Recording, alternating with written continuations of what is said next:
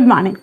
ஒருத்தர் இப்படி நடந்து போய்கிட்டே இருக்கிற பொழுது தவறி ஒரு கிணத்துக்குள்ளே விழுந்துடுறார். விழுந்துட்டு கத்துறாரு, என்னை யாராவது காப்பாற்றுங்க அப்படின்னு சொல்லிட்டு.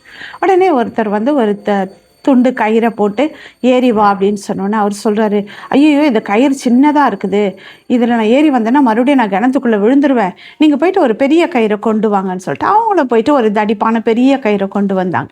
கொண்டு வந்து போட்டு மேலே ஏறிவான்னு சொன்னோன்னே அவர் சொன்னார், அந்த கிணத்துக்குள்ளே இருக்கிறவர், ஐயோ நீங்கள் 2 பேர் தான் இருக்கிறீங்க, உங்களால் என்னை தூக்க முடியாது, நீங்கள் மறுபடியும் என்னை கிணத்துக்குள்ளே விட்டுடுவீங்க, நீங்கள் போயிட்டு நிறைய பேரை கூட்டிகிட்டு வாங்க அப்படின்னு. அவங்க போயிட்டு ஒரு 7-8 பேரை கூட்டிகிட்டு வராங்க. கூட்டிகிட்டு வந்து மறுபடியும் தூக்குற பொழுது அவர் மறுபடியும் சொல்கிறார், இல்லை நீங்களாம் ஒன்றா என்னை தூக்க முடியாது, நீங்கள் மறுபடியும் என்னை கிணத்துலேயே விட்டுருவீங்க அப்படின்னு சொல்லிட்டு. கடைசியில் அவர் சொன்னார், நீங்கள் ஒரு மரத்தில் ஒரு முனையை கட்டிடுங்க, இன்னொரு முறையில் நான் ஏறி வருகிறேன் அப்படின்னு. அப்படியாகவே ஒரு மரத்தில் அந்த கயிறை கட்டிட்டாங்க. இவர் இன்னொரு முனையிலேருந்து ஏறி வரும்போது ஏறி வாங்கன்னு சொன்னார். அவர் சொன்னார், இல்லை நான் ஏறி வரும்பொழுது மரம் என்ன பண்ணும், வேரோட பிடுங்கி விழுந்துரும், நான் மறுபடியும் கிணத்திலேயே விழுந்துருவேன் என்று சொல்லி.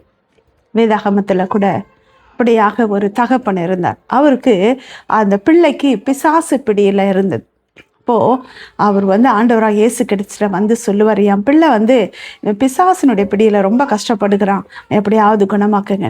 ஆண்டவர் முதல்ல அந்த தகப்பன் இடத்துல பார்த்து சொன்னார், உன் அவிஸ்வாசம் நீங்கட்டும் அப்படின்னு சொல்லி, உடைய சந்தேகம் நீங்கட்டும் அப்படின்னு சொல்லி. உடனே அந்த தகப்பனும் சொன்னார், ஆமாம் என்னுடைய அவிஸ்வாசம் நீங்கும்படி எனக்கு உதவி செய்யுங்க, ஏன்னா அவிஸ்வாசமாக இருக்கேன், நான் சந்தேகப்படுகிறேன் என்று சொல்லி.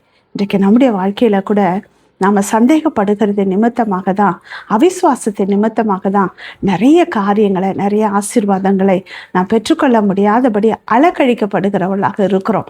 அது நம்முடைய வாழ்க்கையில், நம்முடைய சொந்த காரியத்தில் மாத்திரமல்ல, பிள்ளைகளுடைய திருமண காரியமாக இருக்கலாம், வேலை விஷயமாக இருக்கலாம், படிப்பு விஷயமாக இருக்கலாம், தொழிலாக இருக்கலாம், எல்லாவற்றிலும் சந்தேகம், எதை பார்த்தாலும் சந்தேகம், இது நடக்குமா நடக்காதா, ஆகுமா ஆகாதா என்று சொல்லி பல குழப்பத்தில் சந்தேகத்தில் இருக்கிறதுனால தான் இன்றைக்கி நாம் ஆசீர்வாதத்தை பெற்றுக்கொள்ள முடியல.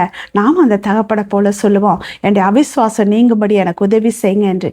ஏனென்றால் வேத வசனம் இப்படியாய் சொல்லுகிறது, சந்தேகப்படுகிறவன் காற்றினால அடிபட்டு அலைகிற கடலினுடைய அலைக்கு ஒப்பாய் இருக்கிறான், அப்படிப்பட்ட மனுஷன் தான் கர்த்தரிடத்தில் எதையாகிலும் பெறலாம் என்று நினையாது இருப்பானாக என்று.